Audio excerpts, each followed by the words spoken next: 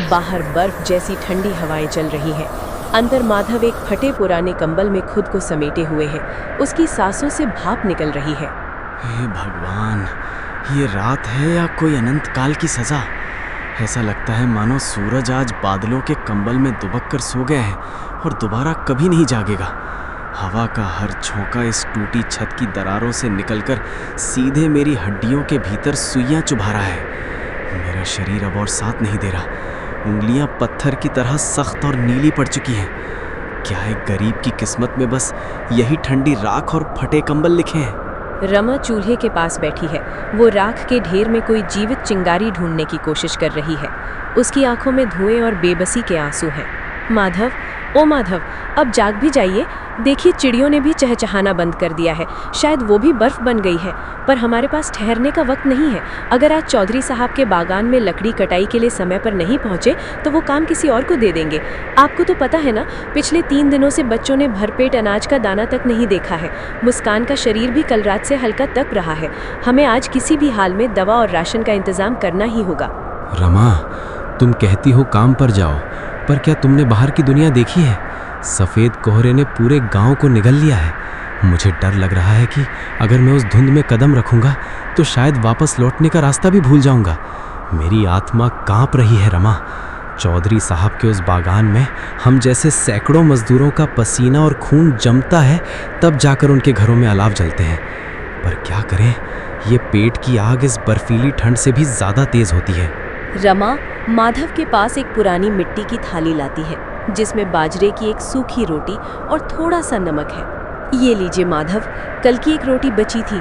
ये ठंडी और सख्त ज़रूर है, पर इसे खा लीजिए। खाली पेट आप उस बर्फीले रास्ते पर 2 कदम भी नहीं चल पाएंगे। मैं जानती हूँ कि ये आपके जैसे मेहनती इंसान के लिए बहुत कम है, पर अभी हमारे पास यही है। आप बस हिम्मत मत हारिए। आप घर के स्तंभ हैं। अगर आप डगमगा गए तो ये पूरी झोपड़ी ढह जाएगी। मुस्कान और छोटू के लिए ही सही, आपको आज ये लड़ाई लड़नी ही होगी। रोटी? ये तो पत्थर का टुकड़ा लग रही है रमा। खैर, तुम्हारी ममता इस कड़वे निवाले में भी मिठास भर देती है। सुनो, बच्चों का ध्यान रखना। अगर आज दिहाड़ी पूरी मिल गई और चौधरी साहब का दिल पसीज गया तो मैं लौटते समय मुस्कान के लिए शहद और छोटू के लिए थोड़ा गर्म गुड़ ज़रूर लेकर आऊँगा। तुम बस दुआ करो कि मेरा ये जर्जर शरीर उस कुल्हाड़ी का बोझ सह सके। माधव अपनी पुरानी लाठी उठाता है और सिर पर एक फटा हुआ गमछा कसकर बांधता है। वो जैसे ही झोपड़ी का पर्दा हटाता है, सफ़ेद कोहरा अंदर दाखिल होता है। मैं जा रहा हूँ रमा।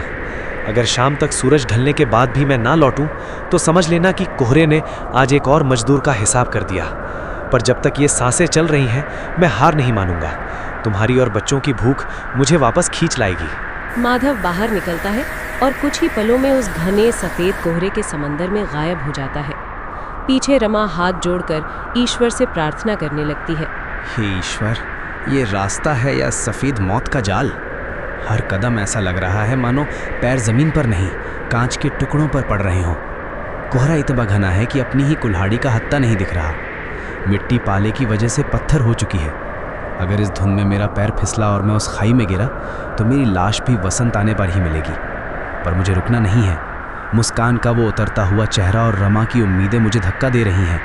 मुझे चलना होगा, चाहे ये हवा मेरी चमड़ी ही क्यों न उधोड़ दे।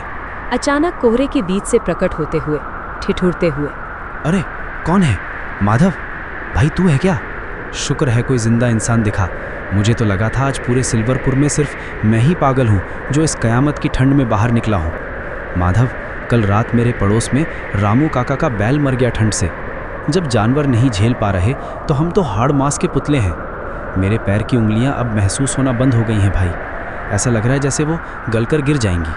क्या सच में आज काम होगा, या हम सिर्फ अपनी जान जोखिम में डालकर उस पत्थर दिल चौधरी को अपनी शक्ल दिखाने जा रहे हैं? बीरू भाई, जिसके घर में खाली घड़े और बीमार बच्चे हों, उसके पास ठंड लगने का विकल्प नहीं होता। हम मजदूरों के लिए जाड़ा सिर्फ एक मौसम नहीं, एक जंग है। अगर आज हम घर बैठ गए तो कल की सुबह हमारे बच्चों के लिए और भी ठंडी होगी। चलो हिम्मत करो, चौधरी के बागान में अलाव जल रहा होगा। वहां पहुंचते ही थोड़ी राहत मिलेगी। कम से कम काम शुरू होने तक तो हम हाथ सेंक सकेंगे। ओए माधव, बीरू, घड़ी देखी है? पूरे 2 घंटे की देरी से आए हो तुम लोग। सूरज बादलों के पीछे है, इसका मतलब ये नहीं कि वक्त रुक गया है। मेरी गाड़ी में शहर से नया माल लादना है और तुम अब अपनी शक्ल दिखा रहे हो। बहाने मत बनाना कि कोहरा था या ठंड थी। जिसे काम नहीं करना वो अभी इसी वक्त अपने घर जा सकता है। पर याद रखना, जो देर से आया है उसकी आधी दिहाड़ी काट ली जाएगी। मेरे बागान में आलसियों के लिए कोई जगह नहीं है। जाओ और उन गीली लकड़ियों को हटाकर ट्रक लोड करना शुरू करो। मालिक, खुदा के वास्ते ऐसा ना करें। हम जान हथेली पर रखकर 7 किलोमीटर का सफ़र तय करके आए हैं। रास्ते में धुंध इतनी थी कि हाथ को हाथ नहीं सूझ रहा था। मेरी बेटी बीमार है, उसे दवा चाहिए। अगर आप आधी दिहाड़ी काट लेंगे तो मैं हकीम को क्या मुंह दिखाऊंगा। हम अभी दोगुनी मेहनत करेंगे मालिक, बस हमारा हक मत काटिए। इस कड़ाके की ठंड में हमारी हड्डियों का पानी सूख गया है।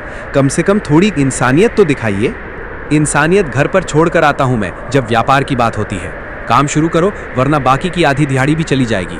और सुनो, अगर कोई बोरी फटी या लकड़ी का लट्ठा गिरा तो उसका हर्जाना अलग से देना होगा। अब खड़े होकर मेरा मुंह क्या देख रहे हो, जाओ। माधव और बीरू बेबसी में एक दूसरे को देखते हैं। माधव अपनी कुल्हाड़ी उठाता है और बर्फ जैसी ठंडी लकड़ियों को उठाने की कोशिश करता है। जैसे ही वो लकड़ी को छूता है, उसके फटे हुए जख्मों से खून रिसने लगता है, जो जमीन पर गिरते ही जम जाता है। उठ जा, बस थोड़ा और जोर माधव। ये लकड़ी नहीं है, ये तेरे बच्चों की शाम की रोटी है। उफ, ये लट्ठा तो जैसे बर्फ की सिल्ली बन गया है। मेरी हथेलियों की खाल इस ठंडी लकड़ी से चिपक कर उखड़ रही है, पर मुझे दर्द महसूस नहीं होना चाहिए।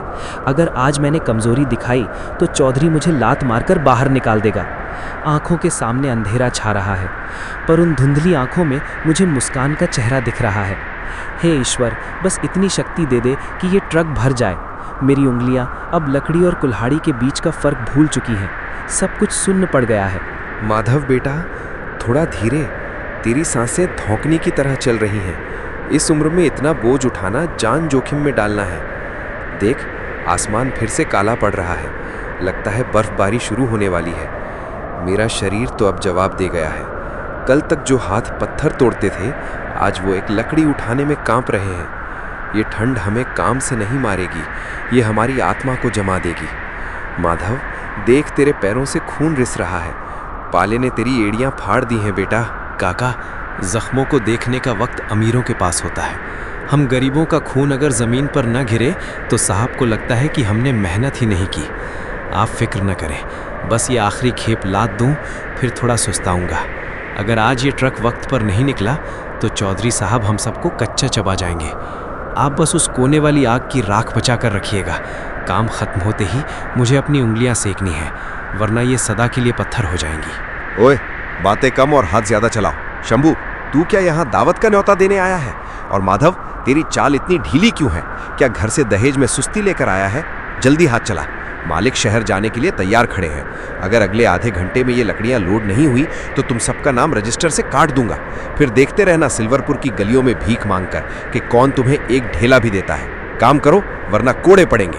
माधव, हट जा, वो ऊपर वाली बल्ली खिसक रही है, हट जा बा। अचानक एक भारी लकड़ी का लट्ठा माधव के पैर पर गिरता है।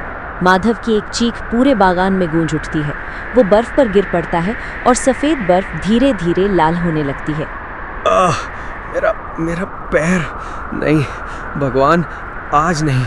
आज तो मुझे पैसे लेकर घर जाना था। बीरू भाई, देख, क्या मेरा पैर टूट गया। मुझे खड़ा कर बीरू, मुझे अभी और काम करना है। मुंशी जी, मेरा नाम मत काटिएगा, मैं अभी उठकर बोझ उठाऊंगा। ये दर्द, ऐसा लग रहा है जैसे किसी ने मेरे पैर पर जलता हुआ लोहा रख दिया हो। रमा, मुस्कान, मुझे घर जाना है। लो, अब एक और मुसीबत।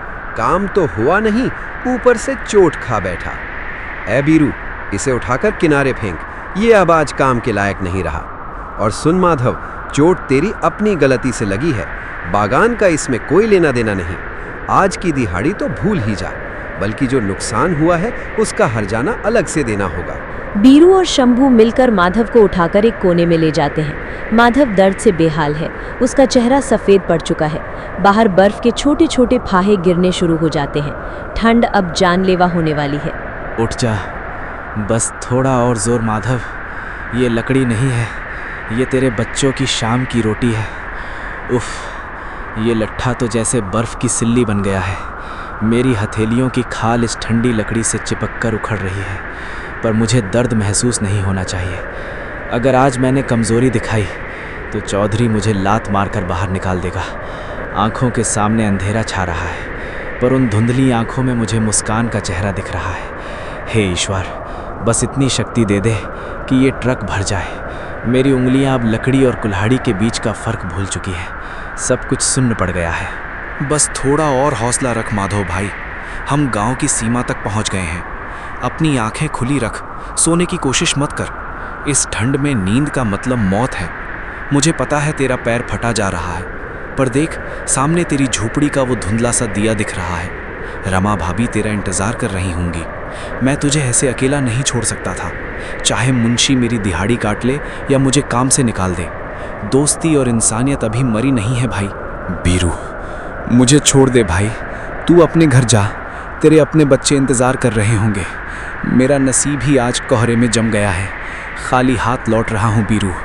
न मुस्कान की दवा ला पाया, न छोटू के लिए गुड़। रमा जब पूछेगी कि पैसे कहाँ हैं तो मैं क्या कहूँगा कि मैं अपनी मजदूरी उस जालिम चौधरी के बागान में अपने खून के साथ छोड़ाया।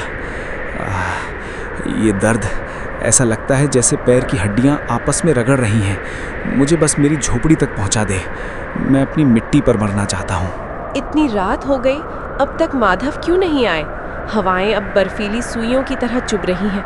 हे छठी मैया, मेरी सुहाग की रक्षा करना। मुस्कान का बुखार कम होने का नाम नहीं ले रहा। उसका शरीर अब ठंडा पड़ता जा रहा है।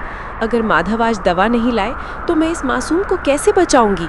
तभी अंधेरे से बीरू और माधव लड़खड़ाते हुए आते दिखते हैं। माधव का पैर खून से लथपथ है। हे भगवान, ये क्या हो गया? माधव, आपकी ये हालत कैसे हुई? बीरू भाई, ये सब कैसे हुआ? क्या किसी ने उन पर हमला किया? देखिए, इनका पैर तो पूरा लहूलुहान है।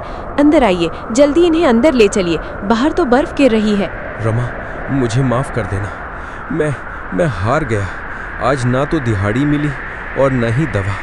मुंशी ने कहा कि गलती मेरी थी, इसीलिए उसने एक पैसा भी नहीं दिया। मुस्कान कहाँ है? मेरी बच्ची, उसे मेरे पास लाओ। मैं उसका चेहरा देखना चाहता हूँ। शायद मेरे इन गर्म आंसुओं से उसे थोड़ी राहत मिल जाए। रमा, घर में न कुछ जलाने को बचा। मुझे बहुत ठंड लग रही है। ऐसा लग रहा है जैसे मौत मेरे करीब खड़ी होकर मुस्कुरा रही है। घर में ना लकड़ी बची है ना सूखा पत्ता। मैंने अपनी आखिरी फटी साड़ी भी चूल्हे में झोंक दी ताकि बच्चों को कुछ पल की गर्मी दे सकूं। पर माधव, आप हिम्मत मत हारिए। मैं अभी गांव के हकीम के पास जाती हूँ। मैं उनके पैर पकड़ लूँगी, गिड़गिड़ाऊँगी, पर आपको और मुस्कान को कुछ होने नहीं दूँगी। छोटू, तू अपने बाबू के पैर पर ये गर्म कपड़ा बांध, मैं अभी आती हूँ। बाबू, आप रो रहे हो? क्या आपको भी बहुत चोट लगी है? बाबू, मुझे अब भूख नहीं लग रही, बस नींद आ रही है। क्या मैं सो जाऊँ? आप अपनी कुल्हाड़ी यहाँ रख दो, आज बहुत ठंड है। बाबू, आपकी आंखें इतनी लाल क्यों हैं? क्या उस बर्फ वाले राक्षस ने आपको भी डरा दिया? नहीं मेरी बच्ची, तो सोएगी नहीं, तू जागती रहे। तेरा बाबू अभी जिंदा है। अगर ऊपर वाले ने हमें इस हाल में छोड़ा है तो वही हमें रास्ता भी दिखाएगा। रमा, रुको, तुम अकेले इस अंधेरे और बर्फ में नहीं जाओगे। बीरू भाई, अगर मुझ पर थोड़ा भी एहसान करना चाहते हो तो इसे हकीम के घर तक पहुंचा दो। मैं यहाँ बच्चों के साथ हूँ। जब तक मेरे शरीर में आखिरी बूंद खून की है, मैं इस आग को बुझने नहीं दूंगी, चाहे मुझे अपनी बैसाखी ही क्यों ना जलानी पड़े। रमा और बीरू तेज बर्फबारी में बाहर निकलते हैं। माधव दर्द से कराहते हुए मुस्कान को अपने सीने से लगा लेता है। झोपड़ी का दिया टिमटिमा रहा है, मानो वो भी इस बर्फीली जंग में हार मान रहा हो। ये कैसी रात है? ऐसा लगता है जैसे आसमान फट गया है और सारा सफ़ेद जहर हमारे ऊपर गिर रहा है। रमा को गए हुए घंटों बीत गए। क्या वो हकीम के पास पहुंच पाई होगी, या इस बर्फीले तूफान ने उसे भी कहीं रोक दिया? मेरा पैर, अब दर्द भी महसूस होना बंद हो गया है। शायद यह हिस्सा अब मेरा रहा ही नहीं। पर मुस्कान, इसकी सांसें कितनी धीमी हो गई हैं। छोटू का शरीर बर्फ जैसा ठंडा पड़ रहा है। घर में जलाने को अब एक तिनका भी नहीं बचा। क्या मैं अपने बच्चों को अपनी आंखों के सामने जमते हुए देखूंगा? नहीं, अगर आज आग नहीं जली तो सुबह तक यहाँ सिर्फ 3 लाशें मिलेंगी। बाबू, आग कहाँ गई? बहुत अंधेरा है बाबू, मुझे माँ की याद आ रही है। क्या हम अब कभी नहीं जागेंगे? मुझे बहुत डर लग रहा है, मेरा दम घुट रहा है। कुछ तो होगा जो जल सके। ये पुरानी घाट नहीं, ये तो पहले ही चूल्हे की भेंट चढ़ चुकी है। ये कुल्हाड़ी का हत्था उसे चूल्हे में डालता है। बस इतनी सी आग, इससे तो एक पल की भी गर्मी नहीं मिलेगी। तभी उसकी नज़र कोने में रखी अपनी लकड़ी की बैसाखी पर पड़ती है, जो उसने आज ही बनाई थी। यही आखिरी सहारा है। अगर मैंने इसे जला दिया तो मैं कभी खड़ा नहीं हो पाऊंगा। मैं ताउम्र रेंगने के लिए मजबूर हो जाऊंगा। पर अगर मैंने इसे नहीं जलाया तो मेरे बच्चे रेंगने के लायक भी नहीं बचेंगे। बैसाखी को तोड़कर चूल्हे में झोंक देता है। जल और जल, मेरे बच्चों को जिंदा रख। ऐ आग, तू बस थोड़ी देर और जलती रहे। मेरी बैसाखी जल गई, मेरा सहारा जल गया, पर मेरे बच्चों की रगों में दौड़ता खून मत जमने देना। अचानक एक तेज हवा का झोंका झोपड़ी के दरवाजे को उखाड़ फेंकता है और आग बुझने लगती है। नहीं नहीं, ये तूफान मेरी आखिरी उम्मीद को नहीं बुझा सकता। माधव रेंगते हुए दरवाजे तक जाता है और अपने जख्मी शरीर को दरवाजे की जगह लगा देता है ताकि ठंडी हवा अंदर ना आए। मैं बनूंगा ढाल, मैं रोकूंगा इस मौत की हवा को। माधव, दरवाज़ा खोलो, मैं हकीम की दवा ले आई हूँ। बीरू भाई, जल्दी हाथ चलाइए, मुझे कुछ दिखाई नहीं दे रहा। ऐसा लग रहा है जैसे हमा मेरी खाल खींच रही है। माधव, जवाब दो। रमा, तुम आ गई? कमज़ोर मुस्कान के साथ। देखो, मैंने आग को बुझने नहीं दिया। मेरी बैसाखी ने आज अपना धर्म निभाया है। पर दरवाज़ा टूट गया है रमा। मैंने खुद को यहाँ लगा दिया है ताकि मुस्कान को ठंड न लगे। जल्दी आओ, बच्चों को दवा दो। मेरी ताकत खत्म हो रही है रमा। ऐसा लग रहा है जैसे मेरा शरीर अब इस मिट्टी का हिस्सा बन रहा है। माधव, पागल हो गया है क्या? तू बर्फ में जम चुका है। देख, तेरी पीठ पर बर्फ की परत जम गई है। रमा भाभी, जल्दी आग तेज कीजिए। माधव का शरीर पत्थर हो गया है। हकीम साहब, जल्दी देखिए इसे। हैरत है, कुदरत के इस कहर के बीच ये इंसान कैसे जिंदा है। इसकी रीढ़ की हड्डी जम चुकी है, पैर का घाव सड़ रहा है, पर इसकी आंखों में अपने बच्चों को बचाने की जो आग है वही इसे मौत के दरवाजे से खींच लाई है। रमा बेटी, जल्दी इसे आग के पास ले जाओ, वरना इसकी सांसें कभी भी रुक सकती हैं। रमा माधव को आग के पास खींचती है। माधव की आंखों से आंसू गिरते हैं और चूल्हे की आग की लौ में चमकते हैं। बाहर तूफान और तेज हो गया है, पर झोपड़ी के अंदर एक पिता के बलिदान की गर्मी ने मौत को एक कदम पीछे हटने पर मजबूर कर दिया है। ये एहसास, ऐसा लगता है जैसे बरसों बाद मेरी रूह को किसी ने छुआ हो। रमा, देखो, आज धूप में सच में गर्मी है। कोहरा हार गया रमा। मौत का वो सफ़ेद साया आखिरकार पहाड़ों के पीछे दुबक गया है। मेरे पैर भले ही अब पहले जैसे ना दौड़ सकें, मेरी बैसाखी भले ही राख बन चुकी हो, पर जब मैं मुस्कान को खिलखिलाते हुए देखता हूँ तो लगता है कि मेरा हर जख्म भर गया। हमने मौत को मात दी है रमा। हमने इस सर्दी को घुटने टेकने पर मजबूर कर दिया। ये आपकी जिद थी माधव, जिसने भगवान को भी रास्ता बदलने पर मजबूर कर दिया। हकीम साहब कह रहे थे कि उस रात अगर आप दरवाजे पर अपनी देह न लगाते तो सुबह तक हम में से कोई नहीं बचता।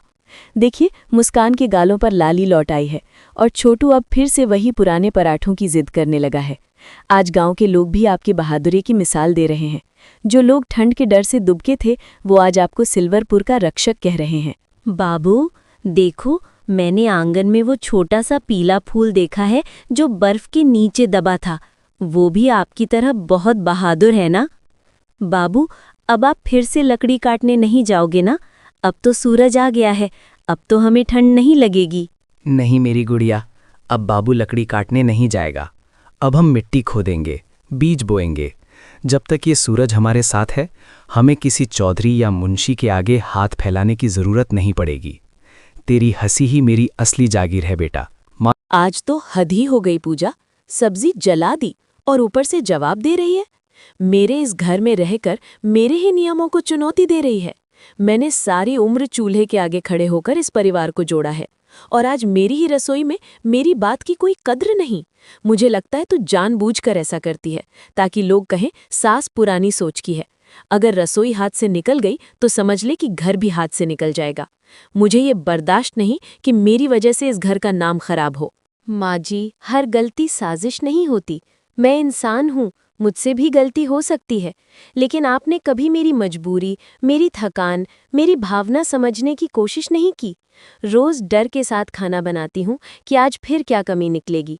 रसोई मेरे लिए सीखने की जगह नहीं, सज़ा बन गई है। अगर मेरी हर कोशिश को नाकामी कहा जाएगा तो एक दिन सच में मेरे हाथ कांपने लगेंगे। मैं सम्मान चाहती हूँ, जंग नहीं। माँ, पूजा की बात भी सुनिए। जमाना बदल रहा है, डॉक्टर की सलाह को भी अनसुना नहीं किया जा सकता। और पूजा, माँ का अनुभव भी यूं ही नहीं है। लेकिन सच ये है कि रोज सब्जी और तेल को लेकर झगड़ा इस घर की दीवारों में कड़वाहट भर रहा है। मैं ऑफिस से थका हुआ आता हूँ और यहाँ बहस देखता हूँ तो मन टूट जाता है। खाना पेट से पहले दिल तक जाता है, और अगर दिल ही दुखा रहेगा तो कोई स्वाद नहीं बचेगा। आज इस ठंडी कढ़ाई को देखकर मुझे अपनी गलती साफ दिख रही है। मैं समझती थी कि रसोई पर पकड़ बनाए रखना ही मेरा अधिकार है, इसलिए हर दिन नमक, तेल और सब्जी में कमी निकालती रही। सच ये है कि मुझे डर था, डर इस बात का कि कहीं मेरी अहमियत कम ना हो जाए। उसी डर ने मुझे कठोर बना दिया। पूजा, मैंने तेरी मेहनत देखी, फिर भी स्वीकार नहीं किया। मैंने बहू में बेटी ढूंढने की जगह प्रतियोगी ढूंढ लिया। अगर मेरे शब्दों ने तुझे चोट पहुंचाई है तो आज पहली बार दिल से माफ़ी मांगती हूँ। माँ जी, मैं इस घर में लड़ने नहीं, जुड़ने आई थी। हर दिन चूल्हे के सामने खड़े होकर मैं यही चाहती रही कि आप मेरे हाथों के खाने में अपनापन महसूस करें। लेकिन जब हर कौर के साथ ताना मिला तो मन में डर बस गया। मैंने भी कई बार चुप रहकर अपनी बात दबा ली, जिससे दूरी बढ़ी। आज मैं बस इतना चाहती हूँ कि आप मुझे सीखने का मौका दें, गलती करने की आज़ादी दें। अगर आप साथ हों तो रसोई फिर से सुकून की जगह बन सकती है। आज पहली बार मुझे एहसास हो रहा है कि मैं नमक, मसाले और सब्जी के पीछे कितना कुछ भूलती चली गई। मुझे लगता था कि रसोई पर हक मेरा है, इसलिए हर बात में टोकना मेरा फर्ज है। लेकिन सच ये है कि मैं अपने डर को गुस्से में बदलती रही। डर इस बात का कि कहीं मेरी जगह, मेरी अहमियत खत्म ना हो जाए। पूजा, मैंने तुझे बहू नहीं, मुकाबला समझ लिया। खाने में कमी निकालते निकालते मैंने रिश्ते में जहर घोल दिया। अगर मेरे शब्दों ने तुझे दुख दिया है तो आज पहली बार मैं उसे स्वीकार करती हूँ। माँ जी, मैं कभी आपकी जगह नहीं लेना चाहती थी। मैं सिर्फ इस घर का हिस्सा बनना चाहती थी। हर दिन सब्जी बनाते हुए, रोटी सेकते हुए मैं खुद को साबित करने की कोशिश करती रही कि मैं अच्छी बहू हूँ। लेकिन जब हर कौर के साथ ताना मिला तो मेरा आत्मसम्मान टूटने लगा। मैंने भी कई बार चुप रहकर गलती की, क्योंकि मन में डर था कि जवाब दूंगी तो रिश्ते बिगड़ जाएंगे। आज मैं बस इतना चाहती हूँ कि मुझे आपकी बेटी समझा जाए, गलती करने वाली इंसान की तरह।